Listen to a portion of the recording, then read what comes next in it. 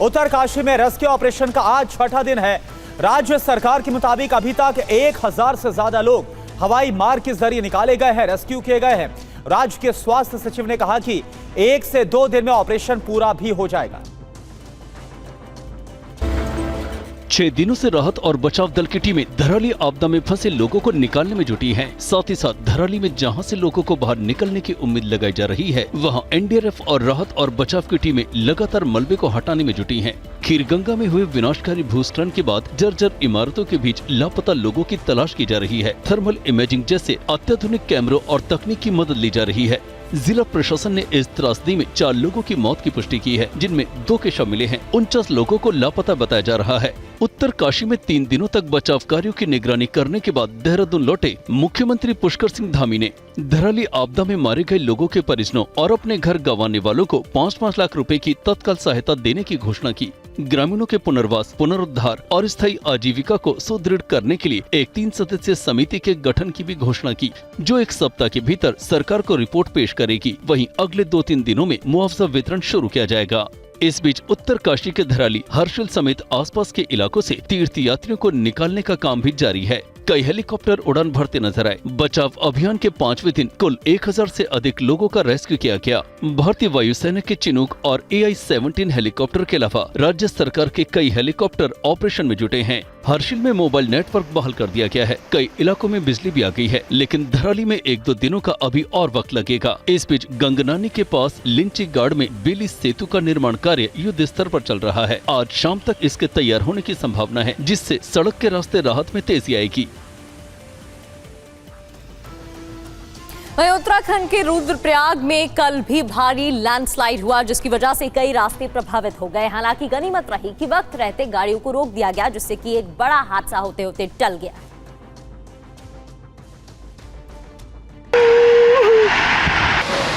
Landslide में जैसे पूरा का पूरा पहाड़ी खिसक गया। पेड़ पौधों के साथ भारी मात्रा में मलबा देखिए किस तरह नीचे खाई तक जा पहुंचा।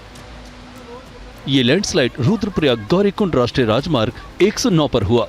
रुद्रप्रयाग से 2 किलोमीटर आगे इस घटना में किसी के हताहत होने की खबर नहीं है, लेकिन सड़क मार्ग कई मीटर तक धंस चुका है, जिससे रास्ते बंद हो गए हैं। ये घटना शाम को 7:30 बजे के आसपास हुई। बाईपास ट्रैफिक को डाइवर्ट ज्वाइन कर दिया गया है। बड़े वाहनों की आवाजाही पर रोक लगा दी गई है। इधर मैदानी इलाकों में भी बारिश का कहर लगातार जारी है। यूपी, MP से लेकर हैदराबाद तक लोग बाढ़ के बीच में फंसे हैं। रिपोर्ट आती है। यूपी के जौनपुर की तस्वीरें हैं, जहां पीली नदी उफान पर है। इन वायरल तस्वीरों को लेकर गांव वालों का कहना है कि पीली नदी पर बने पुल को पार करते समय बाइक सवार 2 लोग नदी में बह गए, जिन्हें उन्होंने बचाया। साथ ही उनकी बाइक को भी काफी मुश्किल के बाद बाहर निकाला।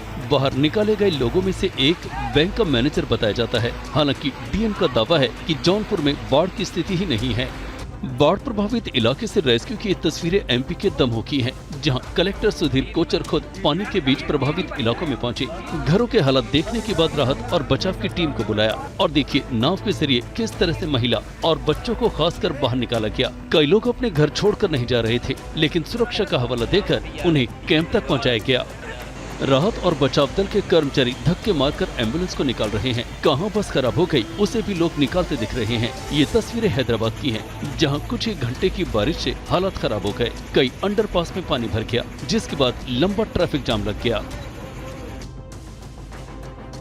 और उत्तराखंड के धराली में आई आपदा को लेकर समाजवादी पार्टी के पूर्व सांसद ST हसन ने अपने विवादित बयान पर सफाई दी है। इस बीच हिंदू संतों ने हसन के बयान को समाज में अलगाव पैदा करने वाला बयान भी करार दिया है। दरगाहों पे और मंदिरों पे बुलडोजर नहीं चलानी चाहिए। बुलडोजर भले से आप उन्हें खाली करा दें, खड़ा रहने। ये सब इबादत की और पूजा की जगहें हैं। जब कर्सी नहीं होगी तो जाहिर है वो हमें बचाएगा। समाजवादी पार्टी के पूर्व सांसद ST हसन के इस बयान पर हिंदू समाज ने नाराजगी जताई है। वहीं हसन ने अपने बयान को तोड़ मरोड़ कर पेश किए जाने की बात कही है। इस बीच सनातन धर्म के लोगों ने कहा है कि एसटी हसन का बयान देश और समाज को तोड़ने वाला है। प्राकृतिक आपदाएं कहीं भी किसी भी समय और कहीं किसी भी स्थिति परिस्थिति में आ जाती हैं, आती ही रहती हैं। रसिया में देख लो जैसे भूकंप आया, और वैसे भी जो अभी विमान दुर्घटना या कुछ भी जो कारण सुनते ही रहते हैं, तो ये कोई सम्मान और मजहब वाली बात नहीं है। कि एसटी हसन जी ने कहा कि उत्तराखंड में आपदा प्राकृतिक इसलिए आई क्योंकि वहाँ मजहब के साथ छेड़छाड़ हो रही है। तो पूरी दुनिया में प्राकृतिक आपदाएं आ रही हैं, किसी एक जगह नहीं आ रही हैं। और रही बात मजहब की, तो किसी भी घटना को मजहब से न जोड़ा जाए। मैं एसटी हसन को बताना चाहता हूँ, तुम जैसे विधर्मी मानसिकता के लोगों ने देश को नरक बना दिया है। ये वही लोग हैं जो विधर्मी मानसिकता के लोग हैं। ऐसे लोगों की वजह से ही ये आपदा आई है। मेरा तो यही कहना है कि जो व्यक्ति देश हित के लिए नहीं सोच सकता तो कम से कम अपनी जबान पर ताला लगाए। और वहीं सुप्रीम कोर्ट की तरफ से वृंदावन में श्री बांके बिहारी मंदिर के प्रबंधन को लेकर कमेटी बनाई गई है और बाकायदा जो प्रबंधन कमेटी है उसको सुप्रीम कोर्ट की तरफ से आदेश भी आया है। आप देखिए। हिंदुओं की आस्था का बड़ा केंद्र है वृंदावन, जहां श्री बांके बिहारी विराजमान है। श्री बांके बिहारी मंदिर के प्रबंधन को सुप्रीम कोर्ट से एक कमेटी के गठन को लेकर एक आदेश आया है, जिसमें बताया गया है कि इस कमेटी की अध्यक्षता इलाहाबाद हाई कोर्ट के रिटायर्ड जज जस्टिस अशोक कुमार करेंगे। उन्हें 2 लाख प्रति माह का मानदेय मंदिर कोष दिया जाएगा, जबकि रिटायर्ड जज मुकेश मिश्रा को 1 लाख प्रति माह का मानदेय मिलेगा, जो मंदिर के फंड से दिया जाएगा। इनके अलावा समिति के अन्य सदस्य होंगे यूपी के रिटायर्ड जिला एवं सत्र न्यायाधीश मुकेश मिश्रा, मथुरा के जिला एवं सत्र न्यायाधीश, सिविल जज, जिलाधिकारी, वरिष्ठ पुलिस अधीक्षक, नगर आयुक्त, मथुरा वृंदावन विकास प्राधिकरण के उपाध्यक्ष, एक प्रसिद्ध वास्तुकार, भारतीय पुरातत्व सर्वेक्षण का एक प्रतिनिधि और दोनों गोस्वामी समूहों से 2-2 सदस्य। सुप्रीम कोर्ट ने ये अंतरिम व्यवस्था इसलिए की है क्योंकि हाई कोर्ट का इस मामले में निर्णय आने में समय लग सकता है। तब तक सुप्रीम कोर्ट की ओर से नियुक्त ये कमेटी मंदिर के रोजमर्रा का काम देखेगी। और अब बात पूर्वी दिल्ली की करेंगे, जहां एक निजी अस्पताल में अचानक से आग लग गई और इसकी वजह से एक शख्स की मौत भी हो गई। हालांकि किसी मरीज के हताहत होने की खबर नहीं है। पूर्वी दिल्ली के आनंद विहार के इस निजी अस्पताल के बाहर अफरा तफरी मची है। फायर ब्रिगेड के कर्मचारी राहत और बचाव में जुटे हैं। ये हालात हॉस्पिटल में आग लगने के बाद हुए। आग लगने की वजह से हॉस्पिटल में धुआं भर गया। शीशे तोड़कर एडमिट मरीजों को दूसरी जगह शिफ्ट कर दिया गया है। आशंका है कि ऑक्सीजन सिलेंडर में आग लगने से ये हादसा हुआ। दिल्ली फायर ब्रिगेड के मुताबिक समय पर बाकी सिलेंडर बाहर निकाल लिए गए, जिससे बड़ा हादसा टल गया। किसी मरीज की मौत नहीं हुई, लेकिन हादसे के बाद डर से अमित नाम के एक हाउसकीपिंग स्टाफ ने खुद को बाथरूम में बंद कर लिया। दम घुटने से उसकी मौत हो गई। इधर 15 अगस्त को अलास्का में यूक्रेन जंग को लेकर अमेरिकी राष्ट्रपति डोनाल्ड ट्रंप और रूस के राष्ट्रपति व्लादिमीर पुतिन के बीच बातचीत होने वाली है। वक्त तय हो गया। इन सब के बीच प्रधानमंत्री मोदी ने इस बातचीत का स्वागत किया है। अमेरिका और रूस के बीच अलास्का में होने वाली बैठक पर दुनिया भर की नजरें टिकी हैं। अमेरिका के राष्ट्रपति डोनाल्ड ट्रंप ने ये घोषणा की है कि वो रूस यूक्रेन युद्ध को खत्म करने के उद्देश्य से रूस के राष्ट्रपति व्लादिमीर पुतिन से अगले हफ्ते 15 अगस्त 2025 को अलास्का में मिलेंगे।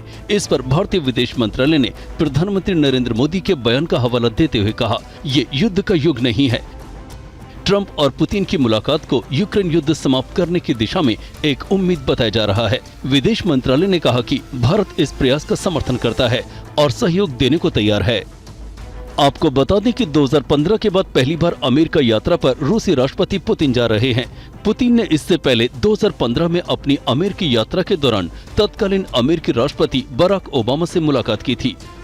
राष्ट्रपति ट्रंप ने सोशल मीडिया पर एक पोस्ट में कहा, अमेरिका के राष्ट्रपति के रूप में मेरे और रूस के राष्ट्रपति व्लादिमीर पुतिन के बीच लंबे समय से इंतजार के बाद 15 अगस्त 2025 को अमेरिका के अलास्का में बैठक होगी। इस बैठक से संबंधित आगे की जानकारी बाद में साझा की जाएगी। इससे पहले पुतिन ने ट्रंप के बारे में कहा था कि कैमरे के सामने नाटक करने से डील या शांति नहीं होती है। और आरएसएस स्वदेशी जागरण मंच के साथ आज से पूरे देश में विदेशी कंपनियों और उनके सामानों का बहिष्कार करने का अभियान शुरू होगा। यह अभियान भारत पर अमेरिका के 50% टैरिफ के खिलाफ छेड़ा गया है। रिपोर्ट देखिए। Coca Cola, Pepsi, Amazon, KFC जैसी अमेरिकी कंपनियों और उनके सामानों का बहिष्कार कीजिए। RSS ने स्वदेशी जागरण मंच के बैनर तले देश के लोगों से ये अपील की है। आज दिल्ली के कनॉट प्लेस के इनर सर्किल में शाम 5 बजे मंच से लेकर सांकेतिक विरोध प्रदर्शन करेगा। पिछले दिनों अमेरिकी राष्ट्रपति ट्रंप ने भारतीय सामानों पर 50% टैरिफ लगाया है, जिसके विरोध में देश भर में विदेशी कंपनियां भारत छोड़ो का नारा दिया गया है। 9 अगस्त 1942 को शुरू हुए अंग्रेजों भारत छोड़ो आंदोलन की तर्ज पर 83 साल बाद ये आंदोलन शुरू किया गया है। इधर महाराष्ट्र सरकार लाड़की बहन योजना के 26 लाख संदिग्ध जो लाभार्थी उनकी जांच करेगी। राज्य महिला एवं बाल विकास विभाग है उसकी तरफ से जानकारी दी गई है। रिपोर्ट आप देखिए। महाराष्ट्र सरकार को शिकायत मिली कि मुख्यमंत्री लाड़की बहन योजना का बड़े पैमाने पर अयोग्य लोगों ने लाभ उठाने की कोशिश की है। तैयार सूची की अब जांच शुरू हो गई है। जिला प्रशासन को मानदंडों के आधार पर सूचीबद्ध महिलाओं के आवेदनों और पात्रता का भौतिक सत्यापन करने के निर्देश दिए गए हैं। आंगनवाड़ी कार्यकर्ताओं को घर घर जाकर जाँच करने का काम सौंपा गया है। आपको बता दें कि मुख्यमंत्री लाड़की बहन योजना के तहत हर परिवार से 21 से 65 वर्ष की आयु की केवल 2 महिलाओं को ही लाभ मिलता है। लेकिन ऐसे मामले सामने हैं जहां एक ही परिवार के 2 से अधिक महिलाओं या निर्धारित आयु वर्ग से बाहर की महिलाओं ने 1500 रुपए के मासिक भुगतान का लाभ उठाया है। ये भी शिकायत है कि फर्जी दस्तावेजों, प्रमाण पत्रों और 4 पहिया वाहनों की मालकिन ने भी योजना का लाभ लिया है। इसकी अलग से जांच की जा रही है। रिपोर्टों से पता चला था कि लगभग 14,000 पुरुषों ने भी 10 महीनों तक 21 करोड़ रुपए से अधिक की राशि पाई है, जबकि 2000 से अधिक सरकारी कर्मचारियों ने भी इसका फायदा उठाया है। अकेले जालना जिले में 70,000 लाभार्थियों की जाँच की जा रही है। और 5 लाख में लड़का, 4 लाख में लड़की, ये रेड था एक बच्चा चोर गैंग का। गैंग के 5 अभियुक्तों को मुंबई पुलिस ने गिरफ्तार कर लिया है और गैंग के लोग कैश पैसा लेकर बच्चे को खरीदते थे और बेचते भी थे। क्या है पूरा मामला, इस रिपोर्ट में आपको दिखाते हैं। मुंबई की इस भीड़ में बच्चा चोर भी घूमते हैं। लाचार लोगों के बच्चे पर हाथ डालते हैं और फिर चोरी के बाद बच्चे को तय रेट पर बेच देते हैं। जिन्होंने लड़का और लड़की के लिए अलग अलग कीमतें तय कर रखी हैं। शिवाजी नगर पुलिस ने मामले में 5 लोगों को गिरफ्तार किया है, जिसमें 3 महिलाएं और 2 पुरुष शामिल हैं। गैंग के लोगों ने बताया है कि उन्होंने लड़के के लिए 5 लाख और लड़की के लिए 4 लाख रेट फिक्स कर रखे थे। मुंबई की शिवाजी नगर पुलिस स्टेशन ने कैसे बच्चा चोर गैंग का भांडाफोड़ किया है, जिसमें ये तमाम जो गैंग में शामिल थे ये अलग अलग रेट कार्ड पर लड़कों और लड़कियों को खरीदते थे और इसे ज़रूरतमंद को बेचा करते थे। इसमें रेट कार्ड हुआ करता था, जिसमें 5 लाख में बच्चा जबकि 4 लाख में लड़की को बेचा जाता था। केस की जांच कर रहे पुलिस अधिकारी धनंजय शिंदे ने पिछले दिनों अपना बच्चा बेचने वाली एक महिला को गिरफ्तार किया। बच्चे की मां ने बताया कि उसने 6 दिन के बच्चे को इस गैंग को बेच दिया था। 7 अगस्त को शिकायत मिली थी और महज 24 घंटे में अभियुक्त को धर दबोचा। जांच चलने की वजह से वो ऑन कैमरा फिलहाल कुछ बोलने से मना किया, लेकिन उन्होंने ये बताया कि जांच में अभी और कुछ आरोपियों की गिरफ्तारी बाकी है। और जो पाकिस्तान की तरफ से आतंकवाद फैलाया जा रहा है, इसके खिलाफ भारत की तरफ से ऑपरेशन सिंदूर अभी भी खत्म नहीं हुआ और इन सबके बीच जो वायुसेना प्रमुख हैं उनकी तरफ से जानकारी को सामने रखा गया और बताया गया कि कैसे भारत की तरफ से जो प्रहार था इसमें कई आतंकी जो ठिकाने ध्वस्त हुए और जो तकनीकी क्षेत्र में उसमें भारत ने एक नई कामयाबी को हासिल किया। The SAGW systems, mostly from I'm talking about fighter aircraft are from S-400. We have at least 5 fighters confirmed killed. वायुसेना प्रमुख air chief martial Amarpreet Singh ने ऑपरेशन सिंदूर के लिए कहा, ये एक उच्च तकनीक वाला युद्ध था। Air chief marshal LM Katre स्मृति व्याख्यान में उन्होंने कहा कि भारतीय वायुसेना ने ऑपरेशन सिंदूर के दौरान पाकिस्तान के 5 लड़ाकू विमानों और एक बड़े विमान को मार गिराया। उन्होंने इसे भारत द्वारा सतह से हवा में मार गिराने का अब तक का सबसे बड़ा रिकॉर्ड बताया। Different kind satellite which is giving you. So here, sorry. So here you can see the damage. It is of course not coming out very clear in this, but other pictures. Here these 2 buildings, you can see the damage much clearly. Still all the adjacent buildings are fairly intact. The buildings that were targeted were based on intelligence. And this is the main building of theirs, where the weapons have gone in and it's badly damaged. वायुसेना प्रमुख ने कहा कि बालाकोट हवाई हमले से हुए नुकसान की तस्वीरें उपलब्ध न होना एक बड़ा मुद्दा बन गया था। दुर्भाग्यवश हम अपने लोगों को ये नहीं बता सके कि हम क्या हासिल कर पाए, लेकिन ऑपरेशन सिंदूर के दौरान बालाकोट के उस भूत का ख्याल रखा गया।